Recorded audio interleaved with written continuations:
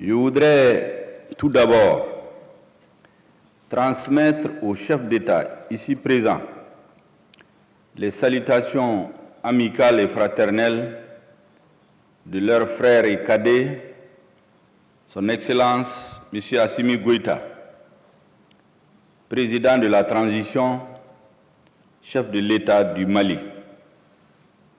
N'ayant pu se joindre à vous ce matin pour des contraintes de calendrier, il m'a dépêché pour le représenter ici à Nouakchott, eu égard à l'importance capitale que revêt pour le Mali le thème de l'éducation qui est au cœur de la présente réunion. Je voudrais en second lieu exprimer mes vifs remerciements et ceux de toute ma délégation au président Mohamed Ould Cheikh Ghazouani, au gouvernement et au peuple frère de Mauritanie pour l'accueil particulièrement chaleureux et l'hospitalité toute généreuse réservée à la forte délégation du Mali depuis notre arrivée dans la belle cité de Nouakchott, que j'ai vu transformer totalement. J'étais là il y a 15 ans. Je n'ai pas reconnu la ville, tellement elle s'est métamorphosée.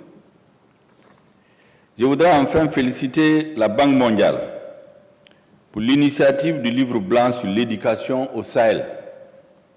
Un livre blanc qui procède avec art et minutie au diagnostic des problèmes et des défis de l'éducation dans notre sous-région, assorti d'une stratégie à moyen et long terme pour surmonter les obstacles et handicaps qui affectent l'éducation dans nos pays respectifs.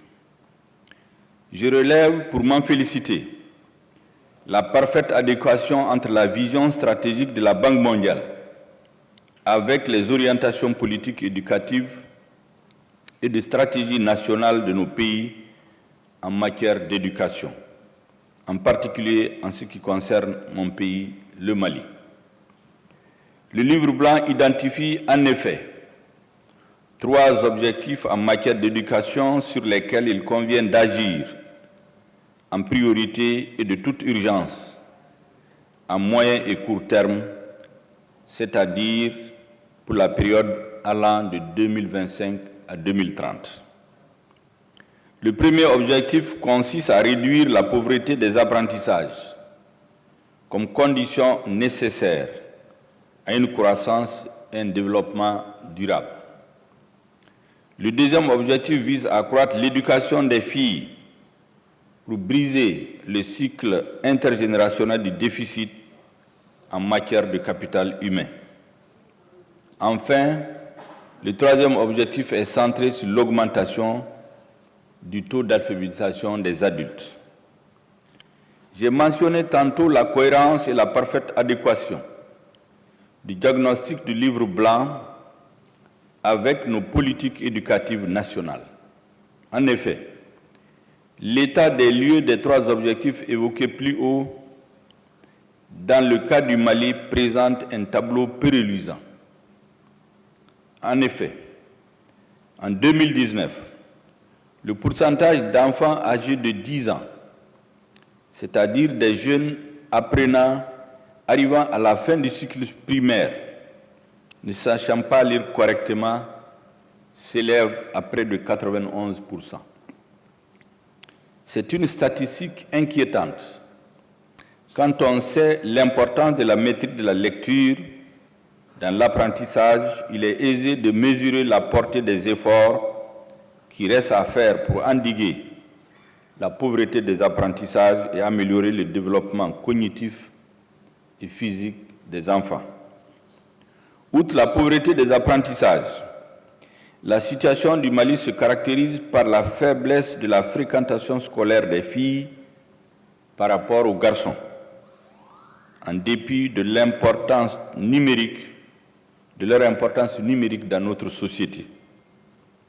Parallèlement aux efforts visant à améliorer l'éducation de base des enfants, notamment celle des filles, il est impérieux de relever le taux d'alphabétisation de la population active, en particulier des femmes et des jeunes, pour favoriser le développement du capital humain. Mesdames et Messieurs, outre les défis structurels auxquels nous sommes confrontés au Mali, il y a lieu de mesurer à sa juste valeur l'impact négatif des déficits conjoncturels tels que la pandémie de la COVID-19 et la crise sécuritaire. Si dans tous nos pays, la maladie à coronavirus a imposé une fermeture prolongée des écoles en 2020, avec ses diverses conséquences, il faut se rendre à l'évidence que depuis 8 ans, des pans entiers de notre territoire sont investis par des groupes armés terroristes pour lesquels l'école, j'allais dire l'éducation nationale et toutes les formes de représentation de l'État républicain sont des cibles de premier ordre.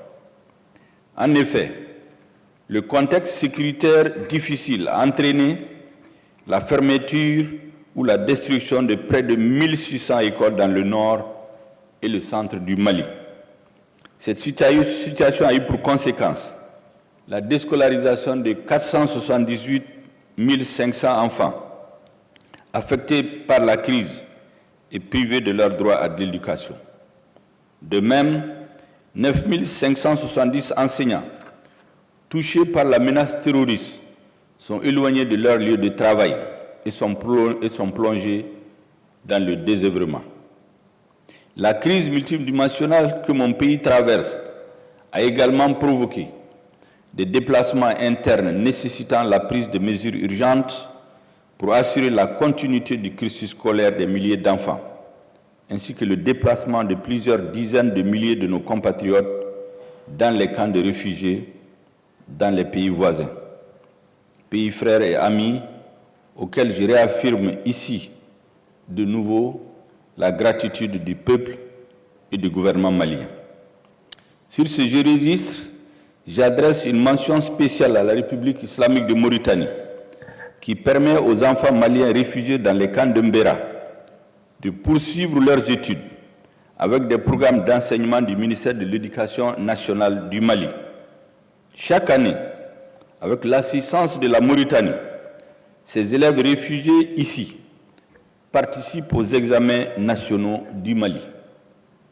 Je remercie également le Haut Commissariat des Nations Unies pour les réfugiés, dont l'appui dans le cadre de la coopération tripartite dynamique Mali-Mauritanie-ACR permet de garantir aux enfants des familles des réfugiés de pouvoir continuer à aller à l'école. Je ne voudrais pas être long, mesdames et messieurs, mais j'ai tenu à faire ce rappel pour faire ressortir la situation particulière du Mali, affectée par des défis nouveaux et complexes au plan économique, sécuritaire, sanitaire et politique, pour mettre en exergue les efforts que notre gouvernement déploie au quotidien dans un contexte de crise multidimensionnelle à travers le programme décennal de développement de l'éducation et de la formation professionnelle Génération 2. Les réalisations les plus récentes au Mali, qui attestent d'une forte volonté politique, sont le processus d'intégration des écoles coraniques dans le système éducatif formel et la réhabilitation en cours de plus de 2000 salles de classe, une mesure d'urgence lancée à l'initiative du président de la transition. Le gouvernement a également consenti des efforts notables pour l'amélioration des conditions de travail des enseignants. Pour terminer, je voudrais renouveler la très haute appréciation du gouvernement du Mali pour la qualité du livre blanc sur l'éducation au Sahel, pour la pertinence du diagnostic qu'il établit et pour les recommandations faites au pouvoir public, au secteur privé national et international pour la mise en place de partenariats public-privé, aux collectivités territoriales et aux communautés bénéficiaires. J'exprime ici, mesdames et messieurs, l'engagement du gouvernement du Mali à élaborer et à mettre en œuvre un plan d'action en lien avec le livre blanc sur l'éducation au Sahel, ainsi que notre volonté de développer un partenariat sous-régional pour promouvoir une éducation de qualité, inclusive et équitable. Je vous remercie de votre aimable attention.